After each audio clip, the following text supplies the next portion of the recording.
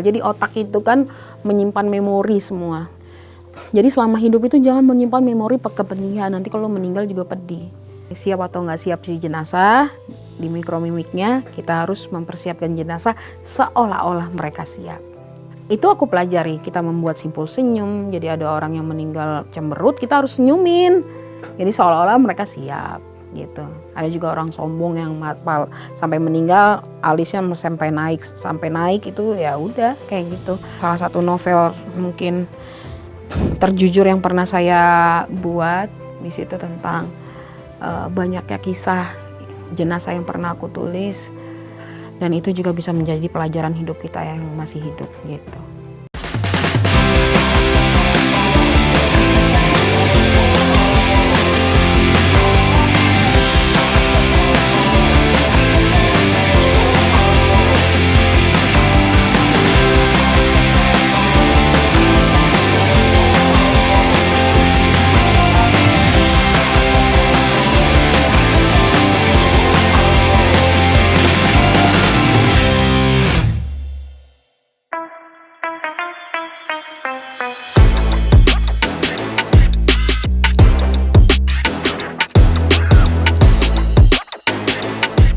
Oke, nama gue Gloria Elsa Febrina. Gue adalah perias jenazah gratis di Jakarta.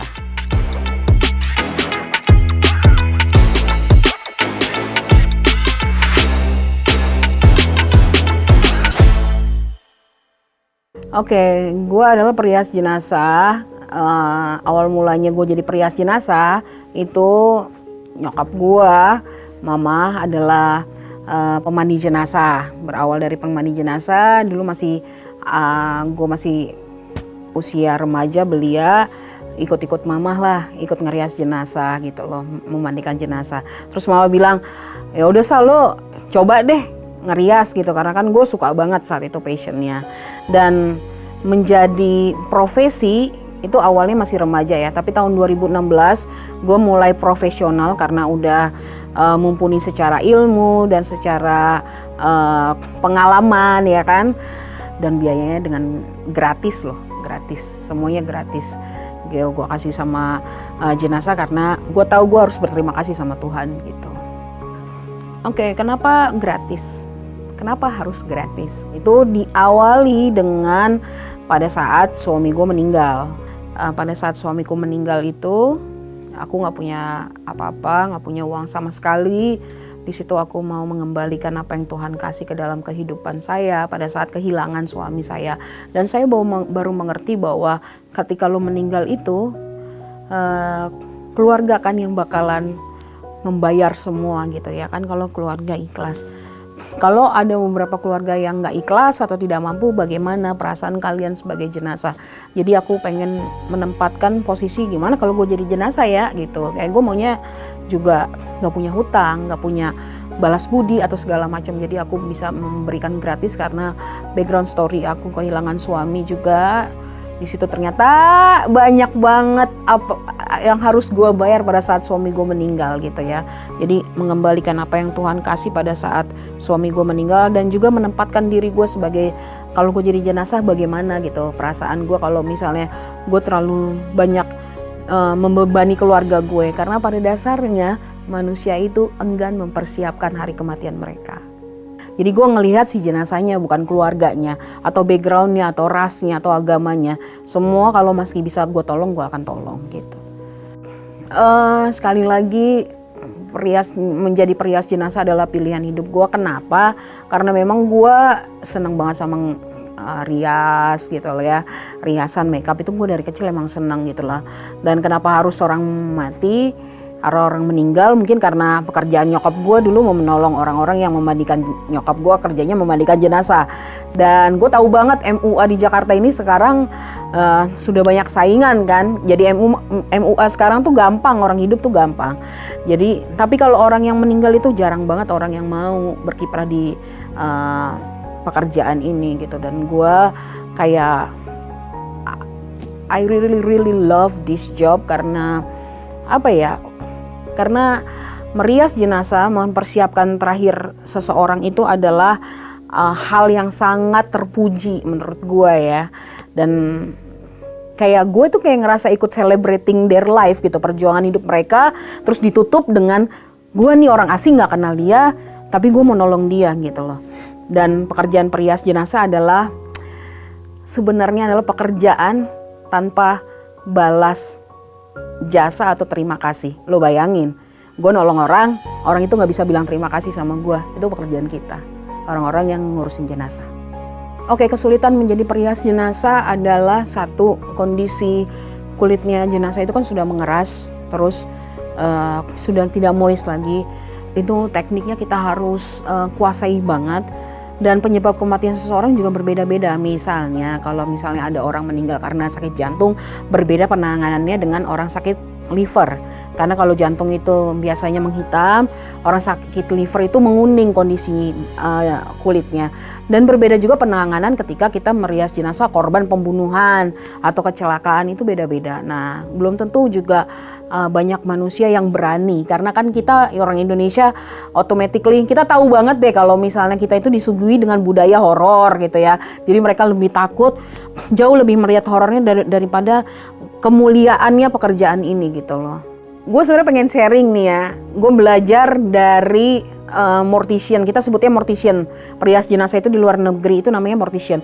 Gue itu belajar dulu dari mortician di luar negeri karena Indonesia sendiri tidak punya pendidikan untuk pemulasaran jenazah, tidak ada kita pendidikannya. Jadi memang kita nggak punya pendidikan itu, jadi kita harus belajar sendiri gitu, dan belajar sampai trial and error. Akhirnya aku memberanikan diri untuk membuka kursus merias jenazah buat orang-orang yang mau menjadi perias jenazah profesional gitu. Kalau kursus merias jenazah berbayar, of course, karena ilmu yang udah aku punya gitu ya, pengalaman. Dan aku belajar juga online kursus di luar negeri, itu juga kan mahal gitu ya. Tapi itu berbayar kalau kursus merias jenazah. Oke, syarat-syarat biar dapat endorsean dari Kak Elsa, endorsean dari aku, dari gua itu apa ya? Syaratnya lo harus mati aja. Dengan kondisi apapun, lo mau meninggal, mati kecelakaan, dibunuh, sakit, penyakit, tua, masih kecil, silakan hubungin aku, keluarganya aku akan bantu. Yang penting satu, aku masih bisa menjangkau ya, dan kedua kan aku sibuk banget tiap hari harus ngerias jenazah. Kalau ada slot yang kosong aku tolong, tapi kalau nggak ada slot aku penuh, aku pasti kasih ke anak-anak muridku gitu. Jadi nggak perlu takut, kita punya tim gitu di Jakarta, Jabodetabek. Apakah anak murid Kak Elsa gratis? Ada yang gratis, ada yang profesional. Ada yang dibayar, karena aku tidak bisa nggak bisa memaksa kemauan seseorang untuk menjadi gratis seperti aku. Tapi aku selalu ngomong sama mereka, jika kamu melihat ada orang miskin, ada orang yang jenazah yang dari keluarga tidak mampu, lihatlah saya gurumu, bahwa kamu tidak boleh memungut biaya. Dan rata-rata mereka ya tidak mau memungut biaya juga buat orang-orang susah, sama seperti gurunya. Tapi kalau orang kaya, mereka mau ngasih harga 20 juta sekalipun, it's your problem not me gitu ya, terserah lo gitu. Merias jenazah itu aku kalau nggak salah profesional itu udah 7 tahun ya merias jenazah. Jadi mau cewek mau cowok, bahkan aku sempat juga merias jenazah transpuan. Itu juga pernah gue lakukan gitu ya, tapi keputusannya terserah keluarga. Kalau modelnya kayak transpuan gitu, lo mau di make upin secara perempuan atau laki-laki, itu terserah keluarga kan. Gue cuman menjalani job aja. Tapi kalau agama tertentu, aku ngerias jenazah dari Kristen, Katolik, Hindu dan Buddha. Itu nggak ada perbedaan, sama aja. Cuman mungkin kayak orang Chinese gitu, orang Cina atau Buddha itu biasa mereka cenderung memakai pakaian tuh warna merah menyala kalau mereka sudah meninggal tua. Jadi make upannya agak glamor gitu. Biasanya kalau orang-orang Katolik itu mereka biasanya lebih soft, lebih natural gitu loh. Jadi perbedaannya sih itu sih. Tapi kalau hasilnya sih selalu bagus. Dan aku selalu menanyakan sama keluarga, lu maunya kayak gimana nih, gue tinggal lakuin kan gitu. Tapi aku ada portofolio juga, keren ya. Kita juga punya tren make up tertentu pada saat tahun 2002 tuh make upnya trennya gini, soft glamour gitu ya kan. Jadi nggak cuma MUA doang, gue juga punya gitu ya kan. Jadi tinggal dikasih portofolionya, mereka tinggal pilih dan that's it, gue kerjain gitu.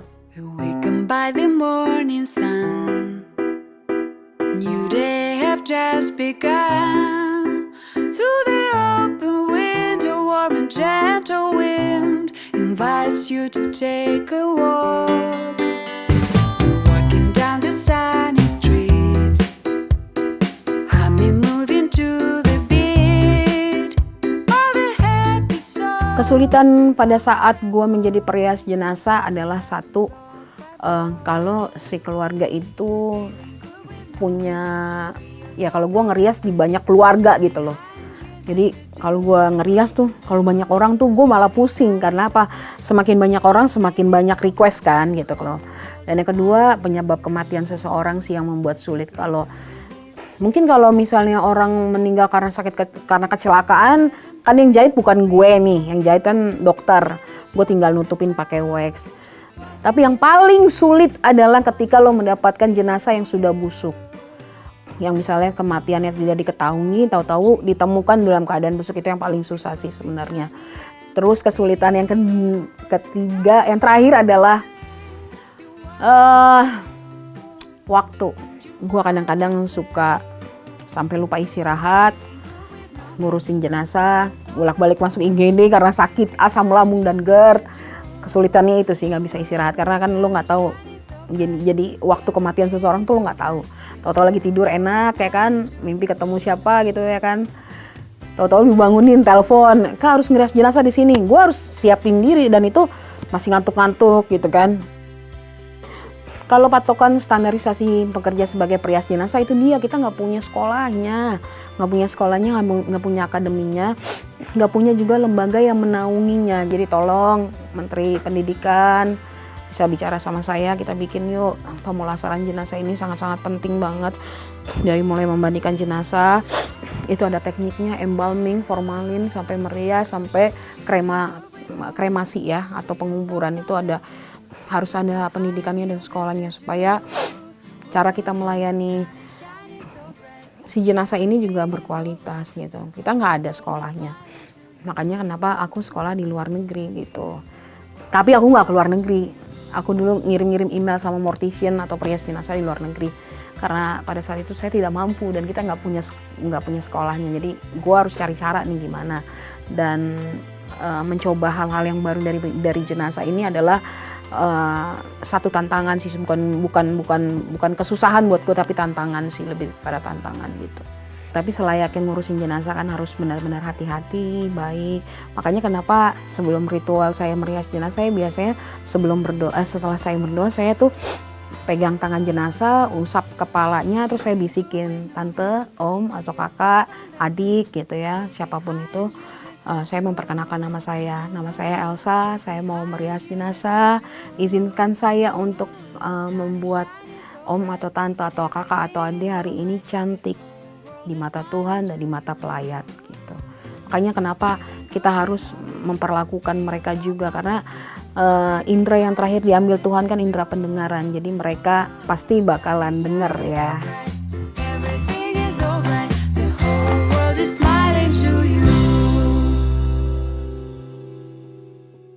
Perbedaan merias jenazah anak kecil, parubaya sama orang tua itu sangat berbeda. Kalau anak kecil itu kan nggak perlu menor-menor, riasannya juga natural.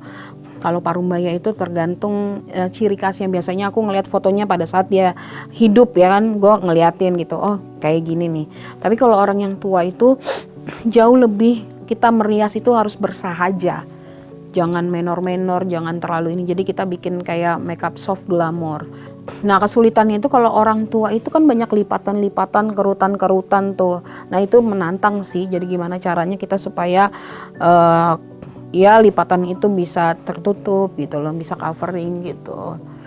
Nah yang paling susah itulah jenazah kalau udah diformalin dan udah keras. Misalnya udah diformalin 2 hari 3 hari baru nelpon ke Elsa gitu ya kan. Oh itu udah susah banget tuh. Aku nggak pernah nolak sih ya pekerjaan jadi perias jenazah ini, mayatnya seperti apa, aku datang dulu nih, lihat nih. Kalau misalnya ada tantangan, kita sebagai perias jenazah harus mikir secara logika.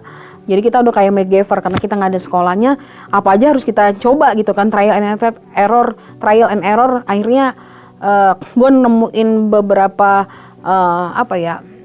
cara untuk merias jenazah dengan kondisi, oh kalau penyakitnya ini sakit seperti ini, gue harus kayak gini. Kalau dalam menemukan kendala ini, gue ini. Makanya kenapa apapun penyebab kematian seseorang, aku akan datang, karena itu selalu menantang dan hal yang baru. Nah perbedaannya itu sih. Jadi semakin tua lu semakin agak sulit merias, karena apa? Lu dalam keadaan keriput mukanya segala macam gitu. Itu agak susah sih. Jenazah yang paling berkesan buat saya adalah jenazah-jenazah yang meninggal bersama bayinya. Itu sangat-sangat berkesan sama saya. Seorang ibu yang lagi hamil dan detik-detik mau melahirkan, tiba-tiba dia meninggal, itu menurut aku tuh sangat-sangat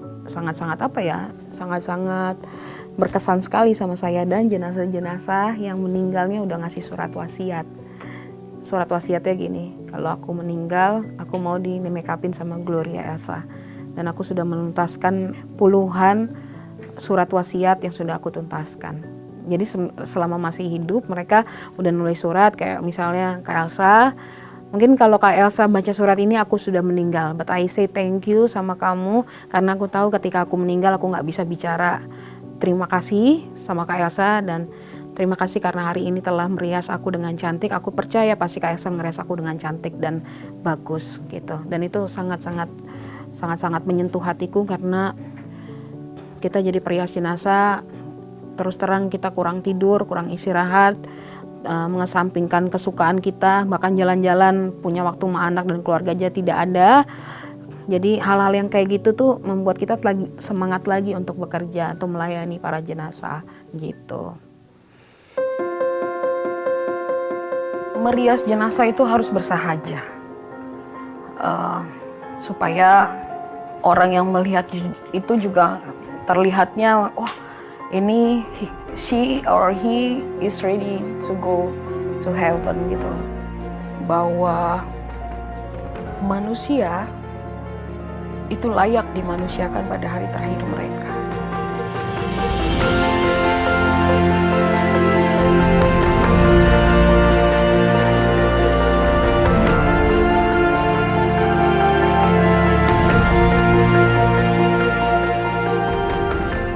Hal menarik pada saat aku menjadi perias jenazah adalah every time gua ngerias jenazah, pasti setelah 2 minggu atau 10 hari atau 40 hari, si jenazah itu selalu datang ke mimpi gua. Dan dia gak pernah bilang makasih sama gua, hanya melambaikan tangan.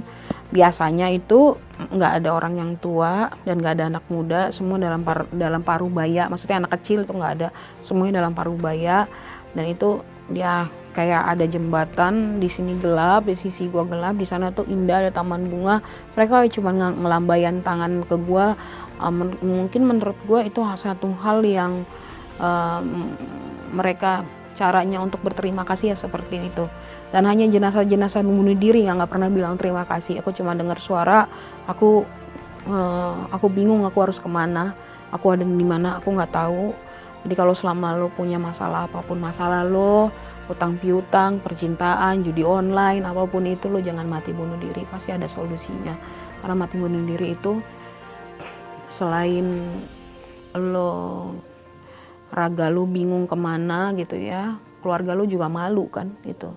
Jadi makanya kenapa kita sebagai perias jenazah bukan cuma hanya ngerias, tapi banyak banget menjadi psikiatrik dadakan untuk keluarga, karena di kondisi-kondisi tertentu banyak keluarga yang tidak mau terima dengan salah satu anggota keluarganya meninggal misalnya dengan mati bunuh diri. Akhirnya kita harus menghibur, dan kita juga harus jadi orang yang bisa menempatkan situasi bahwa kalau ada orang yang tanya, Kak itu mati bunuh diri ya, kita harus bisa kayak memberitahu mereka, oh enggak kok, sakit aja. Walaupun kita bohong, kita tahu, tapi at least keluarga tidak malu gitu loh. Jadi ya gitulah, sebagai perias jenazah semua, ya itulah yang gue dapat.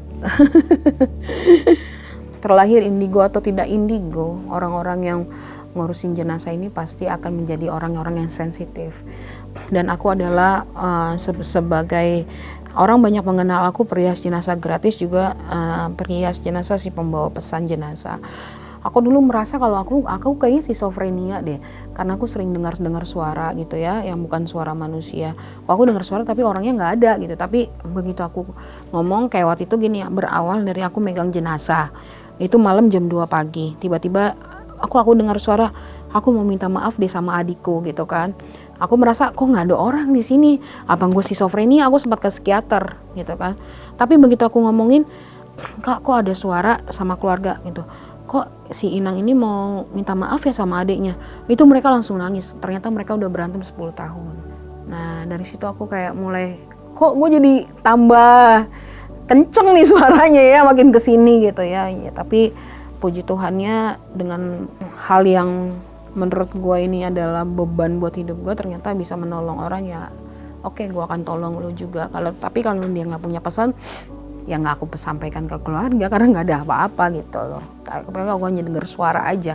Kalau fisiknya atau bentuknya rupanya seperti apa, aku nggak pernah lihat gitu. Kalau hal mistis secara langsung mah hal mistis yang secara langsung gue dapet tuh yang kayak misalnya gue lagi ngerias jenazah tiba-tiba spons gue hilang, padahal nggak mungkin kan spons di tangan hilang gitu ya.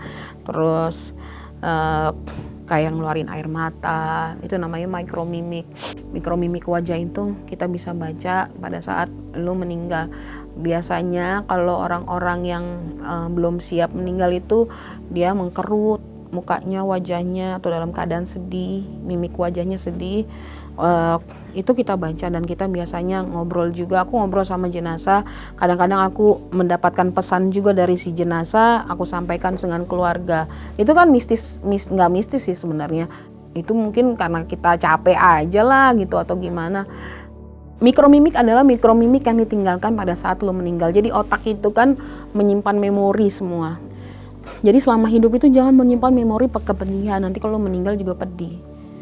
Jadi yang ingat bahagia aja, jangan ingat salahnya orang sama lo, jahatnya orang sama lo, tapi ingatlah kebaikan orang dan apa rasa bersyukur lo. Dan itu mikromimik itu juga kayak bisa tahu lah ini kalau orang, jadi gini, siap atau nggak siap si jenazah. Di mikromimiknya kita harus mempersiapkan jenazah seolah-olah mereka siap. Itu aku pelajari, kita membuat simpul senyum. Jadi ada orang yang meninggal cemberut, kita harus senyumin. Jadi seolah-olah mereka siap gitu. Ada juga orang sombong yang sampai meninggal alisnya sampai naik itu ya udah kayak gitu. Ya, tapi kita ngobrol sama si jenazah, aku betulin ya, kita punya teknik massage juga. Massage itu pakai arak, itu baru ototnya lemes, baru kita bikin simpulnya lagi gitu. Profesi lain selain perias jenazah, aku ya saat ini nggak ada sih, tapi sekarang aku lagi ngerjain novel. Salah satu novel mungkin terjujur yang pernah saya buat di situ tentang banyaknya kisah jenazah yang pernah aku tulis. Ada jenazah pelakor, ada jenazah laki-laki yang ninggalin istrinya berpuluh-puluh tahun, pulang-pulang tinggal mayat gitu loh. Jadi kisah-kisah itu nanti aku tuangkan ke dalam satu novel, dan itu juga bisa menjadi pelajaran hidup kita yang masih hidup gitu. Aku punya murid itu di Indonesia itu dari Sabang sampai Merauke. Jadi merias jenazah itu bukan hanya di Jakarta, tapi di seluruh Indonesia. Yang penting lo, agama lo, atau budaya dari kalian itu menerima untuk bisa dirias kan gitu. Dan harapan saya sebenarnya, kalau cita-cita ya, kalau ditanya cita-cita saya pengen banget punya rumah duka yang khusus orang-orang susah, miskin. Dimana orang miskin itu masuk gak usah mikirin peti, gak usah mikirin biaya mandiin jenazah, gak usah mikirin nanti gue kuburnya di mana, gak usah mikirin gimana gue bayar ngerias jenazah, karena perias jenazah itu bayarannya mahal banget, paling murah 1,5 juta. Gak usah mikirin gimana jasnya, sepatunya. Gue pengen banget punya rumah gratis buat orang-orang marginal. Di sini adalah rumah terakhir kalian. yang kalau kalian masih hidup itu kalian tidak bisa dilayakan, tapi pada saat terakhir itu kalian dimanusiakan. Itu sih harapan gue. Dan yang terakhir, aku juga berharap banget ya sama kalian manusia, manusia yang masih hidup. Berharap banget gue sama dunia itu melek dengan pekerjaan ini. Makanya gue pengen banget kalau pekerjaan sebagai perias jenazah itu juga layak untuk dijadikan cita-cita. Jakarta buat gue adalah rumah. Rumah di mana gue banyak belajar hal di sini, dari yang nggak jadi sesuatu menjadi sesuatu, seseorang lah yang dikenal orang. Dan Jakarta buat gue adalah apa ya? Kayak kakak tertua gitu daerah-daerah lain gitu. Jadi si kakak ini nih harus kasih hal yang positif nih biar ditiru nih sama adik-adiknya gitu. Jadi gue bangga sih jadi orang Jakarta dan mudah-mudahan Jakarta tetap maju deh gitu.